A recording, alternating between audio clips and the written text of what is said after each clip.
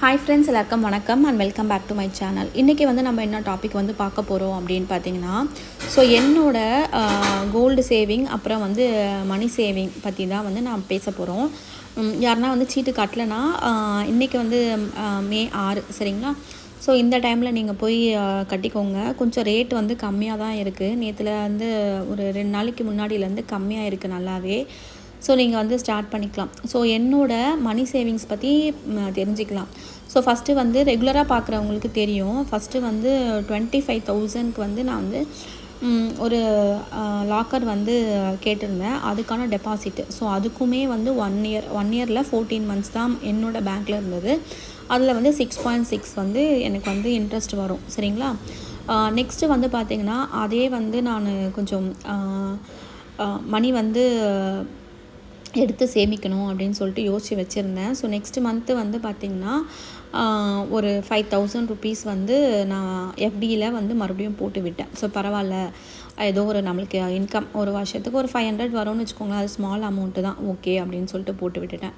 So next April month வந்து பார்த்திங்கன்னா, March month ஒரு 5,000 போட்டேன். ஏப்ரல் மந்த் வந்து ஒரு 2,000 பக்கம் வந்து ஆர்டி ரெக்கரிங் டெபாசிட் ஒரு மாதம் 2,000 வந்து போடலாமே அப்படின்னு சொல்லிட்டு அதையுமே வந்து போட்டு விட்டுட்டேன். ஸோ இந்த மந்த்து வந்து பார்த்திங்கன்னா ஒரு 7,000 ஃபிக்ஸட் டெபாசிட்னால் நான் அப்படியே ஃபிக்ஸட்லேயே வந்து போட்டுடலாம். பட் வந்து எனக்கு ரேட் ஆஃப் இன்ட்ரெஸ்ட் வந்து 6.6, பட் ஆர்டிக்கு வந்து 6.3 தான் வந்து கொடுத்துருந்தாங்க. ஸோ அதனால் சரி ஓகே, இதெல்லாமே வந்து நான் சொல்கிறது வந்து 14 மந்த்ஸு ஒரு மந்த்து தள்ளி வந்து போட்டு வச்சுருந்தேன். ஸோ நெக்ஸ்ட்டு வந்து நான் இதை வந்து பண்ண முடியாது, எதையுமே வந்து கேன்சல் பண்ண முடியாது. 14 மந்த்ஸ்க்கு அப்படியே போட்டோம் அப்படின்னு சொல்லிட்டு விட்டுட்டேங்க. ஸோ இதான் வந்து போயிட்டுருந்தது. நெக்ஸ்ட்டு வந்து இதெல்லாமே வந்து நான் எப்படி போடுறேன் அப்படின்னு பார்த்திங்கன்னா, ஆக்டிவ் இன்கம்மை டிஸ்டர்ப் பண்ண மாட்டேன். ஸோ அது நிறைய இஎம்ஐஸ் போகும், அதுக்கப்புறம் வீட்டு செலவுகள் அப்படி இப்படின்ட்டு அது வந்து இஎம்ஐ போகிறதுனால அப்பார்ட்மெண்ட் வந்து வாங்கியிருக்கோம் இல்லையா. ஸோ அதுக்கு வந்து இஎம்ஐ போயிட்டுருக்கும். ஸோ அதெல்லாம் வந்து ஒன்றுமே டிஸ்டர்பே பண்ண முடியாது. ஸ்கூல் ஃபீஸு, அதுக்கப்புறம் மந்த்லி க்ராசரிஸு அந்த மாதிரி எதுவுமே அது டச் பண்ண முடியாது. ஸோ ஹஸ்பண்டோட சேலரியில் மட்டும் என்ன பண்ணிட்டாங்க அப்படின்னு பார்த்திங்கன்னா, அவங்க மட்டும் இதிலேருந்து தான் கொடுத்துட்ருக்காங்க. ஸோ எனக்கு வந்து இந்த பே பண்ணுறாங்க பார்த்திங்களா, அது வந்து பேசிவ் இன்கம், ஹவுஸ் ரெண்ட்லேருந்து தான் வந்து எனக்கு வந்து அந்த கோல்டு ஸ்கீமையும் வந்து போட்டு வந்துட்டாங்க. ஸோ அதையுமே வந்து என்னென்னு நான் சொல்லிடுறேன்.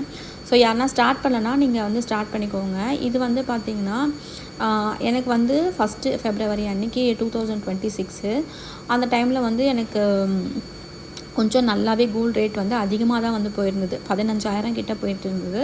ஸோ அதனால் எனக்கு வந்து 1.745 கிராம்ஸ் வந்து கிடச்சிது. ஸோ நெக்ஸ்ட்டு வந்து அதே மாதிரி தான் 15,500 மார்ச் மாதம் 14 வரைக்குமே வெயிட் பண்ணி பார்த்தோம். பட் அதுவுமே வந்து கொஞ்சம் நல்லாவே வந்து ஏறிட்டு தான் இருந்தது.